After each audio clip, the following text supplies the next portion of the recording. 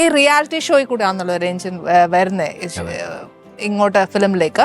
അപ്പൊ ഇപ്പത്തെ കുട്ടികൾ ഭയങ്കര ടാലന്റഡ് ആണ്. അവർക്കൊക്കെ ചാൻസ് കൊടുക്കാൻ അങ്ങനെയൊക്കെ ഞാൻ കൊടുത്തിരുന്നു ചോദിച്ചു. ഇപ്പൊ റീസെന്റ് ഞാൻ വന്ന റിയാലിറ്റി ഷോയിൽ എനിക്ക് ഗസ്റ്റ് ആയിട്ട് പോയിരിക്കാനുള്ള ഒരു ഭാഗ്യം കിട്ടി. ചിത്രേച്ചിയുടെ അടുത്ത് 2 തവണ പോകാൻ പറ്റി. അപ്പോൾ ആദ്യത്തെ തവണ പോയ സമയത്ത് ഒരു കുട്ടി ഋത്തിക എന്ന് പറഞ്ഞൊരു കുട്ടി, ആ കുട്ടി ഒരുപാട് ഇഷ്യൂസിലൂടെ സാമ്പത്തിക പ്രശ്നങ്ങളിലൂടെയും ഒക്കെ പോകുന്നൊരു ഫാമിലി ആയിരുന്നു. ഒരു വാടക കൊടുക്കാൻ പോലും പറ്റാതിരിക്കുന്ന ഒരു അവസ്ഥയിൽ കൂടെ പോവായിരുന്നു ആ സമയത്ത്. അപ്പോൾ അത് കണ്ടുകൊണ്ട് മാത്രമല്ല, അതുകൊണ്ട് ഞാൻ ആ കൊച്ചിനെ നോട്ടീസ് ചെയ്തു. പക്ഷെ അവളുടെ പാട്ട് ഗംഭീരമായിട്ട് പാടുന്നൊരു കുട്ടിയായിരുന്നു. അപ്പോൾ ഞാൻ അവിടെ വെച്ചിട്ട് ഒന്നും ആലോചിച്ചില്ല. എൻ്റെ അടുത്ത പടത്തിൽ പാടുന്നു മാത്രം പറഞ്ഞുള്ളൂ. എനിക്ക് വേറെ പ്രൊഡ്യൂസറോടോ ഡയറക്ടറോടോ ചോദിക്കാനൊന്നും സമയം ഞാൻ എടുത്തില്ല. പക്ഷേ എന്തോ അത് സംഭവിക്കും എന്നൊരു തോന്നലിൽ ഞാൻ അങ്ങ് ഓഫർ കൊടുത്തു. വെരി നെക്സ്റ്റ് മന്ത് തന്നെ വിജയ് യേശുദാസിന്റെ കൂടെ ഒരു ഡ്യുവറ്റ് ആ കൊച്ചിനെ കൊണ്ട് എനിക്ക് പാടിപ്പിക്കാൻ പറ്റി. അത് ബോംബെ പോസിറ്റീവ് എന്ന് പറഞ്ഞൊരു മൂവിയാണ്. തൂമഞ്ഞ് പോലെന്റെ കൺപീലയിൽ എന്ന് പറഞ്ഞൊരു പാട്ട്. ആ പാട്ട് ഇറങ്ങി. അപ്പൊ ഞങ്ങളൊന്ന് നോക്കാം. ദൈവമേ, ദൈവം നമ്പുരാൻ അനുഗ്രഹിക്കട്ടെ അല്ലെ. ഇങ്ങനത്തെ കാര്യങ്ങൾ ചെയ്യാന്ന് പറയുന്നത് ഏറ്റവും നല്ലതാ. കാര്യം അവർക്കാണെങ്കിലും ഈ പറഞ്ഞ പോലെ ഒരു ഓപ്പർച്യൂണിറ്റി വേണ്ടേ, അല്ലാതെ റിയാലിറ്റി പാടി പോയിട്ട് ഒരുപാട് കൊതിച്ചിട്ടുണ്ടല്ലോ ഈ റിയാലിറ്റി ഷോയിൽ പാടുമ്പോ. അവിടെ വരുന്ന സംഗീത സംവിധായകര് അല്ലെങ്കിൽ പ്രൊഡ്യൂസേഴ്സ്, ഡയറക്ടേഴ്സ് വരുമ്പോൾ ഞാൻ ഇങ്ങനെ കൊതിച്ചിട്ടുണ്ട് എൻ്റെ പേര് പറയാനോ അല്ലെങ്കിൽ എന്നെ ചൂസ് ചെയ്തു എന്ന് പറയണം എന്ന് ആഗ്രഹിച്ചിട്ട്. പക്ഷെ അങ്ങനെ ആരും ചെയ്തിട്ടില്ല. എനിക്ക് അങ്ങനെ ഒരു അവസരം കിട്ടിയില്ല. അപ്പോഴൊക്കെ ശരിക്കും വിഷമം തോന്നിയിട്ടില്ല? വിഷമങ്ങൾക്ക് എനിക്ക് ഒരുപാട് വിഷമങ്ങളിലൂടെ തന്നെ ഞാൻ എപ്പോഴും ട്രാവൽ ചെയ്തിട്ടുണ്ട് ചേച്ചി. അത് ഈ പറഞ്ഞ റിയാലിറ്റി ഷോയിൽ മാത്രമല്ല, നമ്മൾ പല സ്ഥലങ്ങളിലും പല രീതിയിലും നമ്മൾ എന്തായാലും ഒഴിവാക്കപ്പെട്ടിട്ടും ഇൻസൾട്ടഡ് ആയിട്ടൊക്കെ ആയിരിക്കുമല്ലോ നമ്മുടെ ഒരു ജേർണി എന്ന് പറയുന്നത്.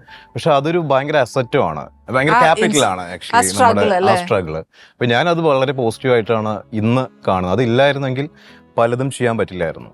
അപ്പോൾ അതെന്തായാലും ഞാൻ വാല്യൂ ചെയ്യുന്ന ഒരു കാര്യമാണ്. ശരിക്കും നമുക്ക് ആ ഒരു പെയിൻ ഭയങ്കരമായിട്ട് നമ്മളെ ലെസൺസ് ആക്കും അല്ലേ? തീർച്ചയായിട്ടും. അത് പിന്നെ നമ്മൾ അവരെ കാണുമ്പോഴും U behave in A same way or in other way? Same way ചെയ്യും, അതിൽ മാറ്റമൊന്നും. അതിനേക്കാളും കുറച്ചും കൂടെ ബെറ്റർ ആയിട്ട് ഞാൻ ബിഹേവ് ചെയ്യുള്ളൂ. എനിക്ക് നിങ്ങളായിട്ട് യാതൊരു പ്രശ്നമില്ല എന്നുള്ള രീതിയിൽ ഉറപ്പായിട്ട് അങ്ങനെ പാടുള്ളൂ എന്ന് ഞാൻ പഠിച്ച ഒരു കാര്യം. ഇപ്പൊ പുതിയൊരു കുട്ടിക്ക് ചാൻസ് കൊടുത്തു എന്ന് പറഞ്ഞല്ലേ. ഇപ്പം ശരിക്കും നമ്മളൊരു ഫിലിം നോക്കുകയാണെങ്കിൽ ഇപ്പം വലിയ സൂപ്പർ സ്റ്റാർസ് ഉണ്ടെങ്കിൽ മാത്രമേ കൊമേഴ്ഷ്യലി അത് സെയിൽ ആവുള്ളൂ എന്ന് പറയുന്നു. അതുപോലെ തന്നെയാണോ പാട്ടിലും?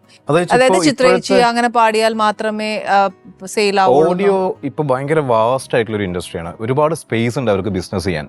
അതുകൊണ്ട് തന്നെ ഓഡിയോ കമ്പനീസ് ഒക്കെ ഭയങ്കരമായിട്ട് ആക്റ്റീവാണ് ഇപ്പോൾ ഇൻഡസ്ട്രി. എനിക്കൊരു കാലഘട്ടത്തിൽ എനിക്കൊന്ന് സിനിമ വിൽക്കുന്ന അത്രയും ഒരു ബഡ്ജറ്റിൽ ഇപ്പോൾ ഓഡിയോ വിൽക്കുന്നുണ്ട്. അപ്പോൾ അത്രയും ഒരു വലിപ്പം ഓഡിയോ ബിസിനസ്സിനായി. അതിന് കമ്പോസർ വലിയൊരു പാർട്ടാണ്, ഡിമാൻഡായി. അത്രയും സെയിൽ ചെയ്യാനുള്ള ഓപ്ഷൻസ് ചുറ്റുപാടും ഉണ്ട് ഈ മീഡിയയുടെ വളർച്ച കൊണ്ട് തന്നെ. അപ്പോൾ മ്യൂസിക് ഡയറക്ടർ വളരെ പ്രാധാന്യമുള്ള ആളാണ്. അത് തന്നെയാണ് ഏറ്റവും ഫസ്റ്റ് പോയിന്റ് എന്ന് എനിക്ക് തോന്നുന്നു. അതിനേക്കാട്ടിലുപരി സിനിമ ഇപ്പോഴും സിനിമയുടെയും ആർട്ടിസ്റ്റിന്റെയും ബേസ് ചെയ്തിട്ട് തന്നെയാണ് പാട്ടിന്റെ വാല്യൂ കൂടുന്നത്. അല്ലെങ്കിൽ പിന്നെ എനിക്ക് തോന്നുന്നു പലപ്പോഴും ഇപ്പൊ സുമതി വളവ് എന്ന് പറഞ്ഞ സിനിമ റീസെന്റ് ഞാൻ ചെയ്ത സിനിമയാണ്. അർജുന അശോകനൊക്കെയാണ് അഭിനയിച്ചത്. അത് അത്യാവശ്യം 1 CR ഒരു ബഡ്ജറ്റിലാണ് ഓഡിയോ കച്ചവടമായത്. ആ സിനിമയുടെ 4 പാട്ടിലാണ് നമ്മൾ ചെയ്തത്. അപ്പോൾ സിനിമയ്ക്കപ്പുറം മാളികപ്പുറം ടീം വീണ്ടും ഒന്നിച്ച സിനിമ എന്നൊരു മാർക്കറ്റ് വാല്യൂ ആണ് അതിനെ കിട്ടിയത്. അപ്പൊ ഇങ്ങനെയുള്ളൊരു വലിയൊരു വാസ്റ്റ് സ്പേസ് ഇപ്പോൾ ഓഡിയോ ഇൻഡസ്ട്രിയിലുണ്ട്. അതേപോലെ ഇപ്പോൾ വേറെ ഇപ്പോൾ ടോവി, രാജു ചേട്ടൻ അതുപോലെയുള്ള ആർട്ടിസ്റ്റുകൾ വരുന്ന പടങ്ങൾക്ക് വേറെ ലീഗിലാണ് ഓഡിയോ ബിസിനസ് നടന്നുകൊണ്ടിരിക്കുന്നത്. ഞാൻ ചോദിച്ചത് ഈ പാട്ടിന് ഇപ്പൊ നമ്മൾ പുതിയൊരു കുട്ടിക്ക് ഓപ്പർച്യൂണിറ്റി കൊടുക്കുകയാണെങ്കിൽ പാട്ട് ബെസ്റ്റ് ആണെങ്കിൽ it can be sale. Definitely. അല്ലാതെ ഇങ്ങനെ ഇപ്പം ഇന്ന ആള് പാടിയാലേ സെയിൽ ആവുള്ളൂ അങ്ങനെയൊന്നുമില്ല അല്ലേ? അത് ഞാൻ ഒരിക്കലും അത് ഫോക്കസ് ചെയ്യാറില്ല. ഞാൻ എന്നെ ട്രസ്റ്റ് ചെയ്യുള്ളൂ.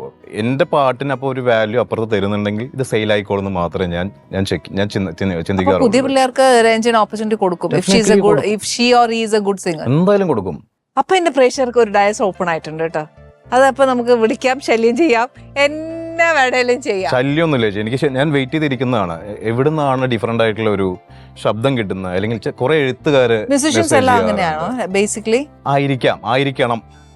പുതിയ ശബ്ദത്തിന് വേണ്ടി കേട്ടിട്ടുണ്ട്, അതുകൊണ്ട് ചോദിച്ചതാ. ഞാൻ ഇടയ്ക്ക് പോസ്റ്റ് ഒക്കെ ഇടാറുണ്ട് പുതിയ സിംഗേഴ്സിന്.